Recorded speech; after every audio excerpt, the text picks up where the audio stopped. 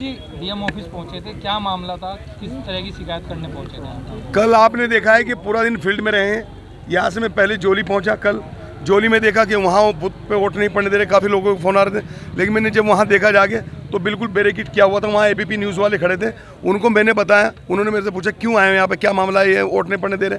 सारी चीज़ें on camera वहाँ पर चल रही थी। उसके बाद में किसी भी तरह की वोटरों के ऊपर ऐसा जुल्म था, ऐसी ज़्यादती थी कि जैसे कि यहाँ पर लोकतंत्र बिल्कुल ख़त्म होता दिख रहा हो, इस तरह के हालात पैदा हुए। और चुनाव कराने की क्या जरूरत थी? किसी को प्रमाण पत्र देना था, ऐसे देते। हम लोगों को परेशान किया, वोटरों को परेशान किया। फिर वहाँ के बाद में ककरौली पहुँचता हूँ, रूड़गली पहुँचता हूँ। रूड़गली के बाद में ककरौली पहुँचा। ककरौली में आपने देखा है कि सब कुछ, जब मैं वहाँ पर गया तो सब लोगों की शिकायतें वोट नहीं डालने दी जा।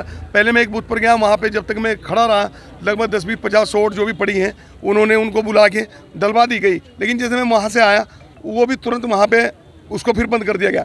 उसके बाद में लोगों ने कहा भाई आखिर हमें वोट डालने की आज़ादी क्यों नहीं? जो प्रशासन कल तक वोटरों के लिए इतना काम करता था कि प्रशासन वोटरों का स्वागत करता था, प्रशासन वोटरों के लिए स्कूलों को सजाता था, प्रशासन गुब्बारे लगवाता था, उन्हीं वोटरों पर आखिर पुलिस पिस्टल तानने पर क्यों मजबूर हो गई?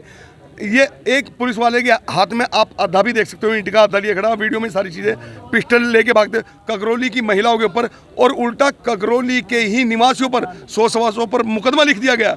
क्या उनकी ये आज़ादी नहीं वोट डालने की? इस लोकतंत्र में उनको आज़ादी थी वोट डालने की।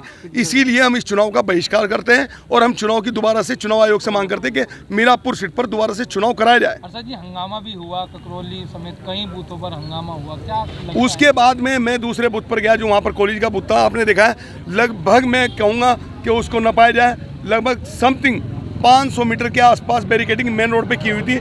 जैसे मैं वहाँ से और मेरे जिला अध्यक्ष मौलाना इमरान कासमी वहाँ से उतर के हम दोनों गए अंदर स्कूल में, बूथ पर जा रहे थे।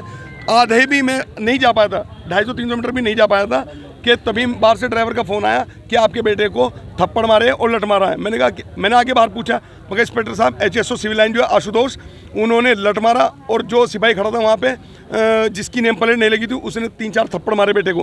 बेटा 9th क्लास में, 13 साल की उम्र है, कल से इतना मानसिक वो परेशान है। उसको ले जाके फिर इतना पूछने पर उसको गाड़ी में किस तरीके, आपने ऑन कैमरा सारी चीज़ देखी है, गाड़ी में किस तरह डाला गया। एक क्रिमिनल के साथ भी ये व्यवहार नहीं होता जो एक स्टूडेंट के साथ में कल आपके सामने किया गया। और पत्रकारों के साथ किस तरह धक्का मुक्की। 2 लोग वहाँ पर वो थे जो सादी वर्दी में थे, वो SOG के थे या आम आदमी थे, उनकी भी जांच होनी चाहिए वो कौन थे।